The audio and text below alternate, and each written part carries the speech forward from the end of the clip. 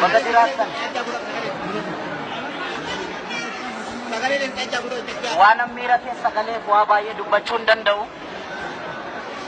Silaa gatiin uummata Oromoo biyyattii kana keessatti kana ta'uun qabu ture. Warra nu harkaa nyaateetu nu nyaate.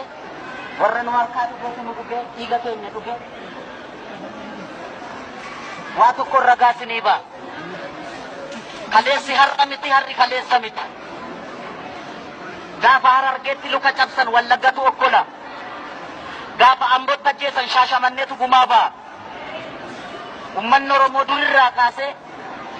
durirraa kaasee biyyattii kana keessatti waan inni ta'aa dhufe Oromoodhaaf haaraa miti. Oromoodhaaf haaraa miti. Biyya abbaa keenya irratti ajjeefamuun, biyya abbaa keenya irratti hidhamuun, qeef qabeenya keenya irraa biyya abbaa keenya irraa nu godaansisuun nuti namatti darbinee miti. Qee namaas dhaqnee miti. Qee keenya dhufani. Uummanni Oromoo immoo uummata Oromoo fi Oromiyaa irraa miti. Daangaa Oromiyaa irraa miti. Daangaa Itoophiyaa irraa iyyuu diina tiksaa ture. Daangaan Itoophiyaan guutuu ishii otoo lafti gadi fageenyaan qotame lafee Oromootu ba'a. Daangaa Itoophiyaa tiksuuf jecha. Akka namaatti abshaalamuu dadhabnees miti. Beekaa dhabnees miti. Gootas dhabnee miti. Numa wal sakaala ture. Dhugaan sinitti hima. Jireenya gadadoo akkasii jiraachuun keessan gatii qaba. Amantanis amanuu baattanis boruu ifatti baata.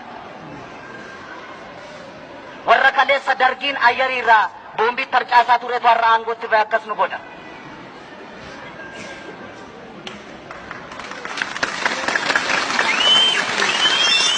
Warra xiyyaara dargii baqachuudhaaf dhagaa kaabaa jalatti baqachaa turantu qabsaa'ota Oromootu dugdatti baatee 4 kiiloodhaan ga'ee har'a isaan abbaa meeshaa ta'anii nu fixaa jiran. Kana dubbiin achi qabaan as qabaan hin barbaachisu. Kana uummanni Oromoo hundi hin beeku. Gumaan ilmaan Oromoo, dhiigni ilmaan Oromoo akka dhangala'eetti nafu. Abadan hin nafu. Kun jiruus miti jiruu akkasitti ittiin fuftan. Qabsoo kaleessa qabsaa'onni keenya wareegama barbaachisu kaffalanii asiin gaaniiru qabsoo. Dhaloonni kun immoo qabsoo kana fiixaan ba'a. Fiixaan hin ba'u taanaan immoo biyyattiin kunis nagaan taata. Ammanuma. Nuti akkasitti jiraannee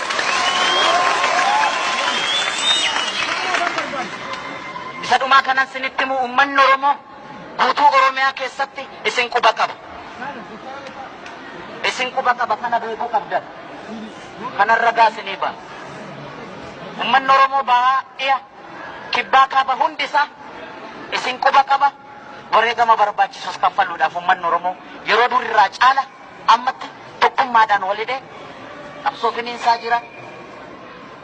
Rabbi dhugaa keenya hin gatiin. Rabbi dhugaa keenya hin gatiin. Nuti biyya namaan eegna biyya keenya irratti jiraachuu dadhabne rabbi dhugaa keenya hin gatiin. Ammanuma na uf galcha nagaatti.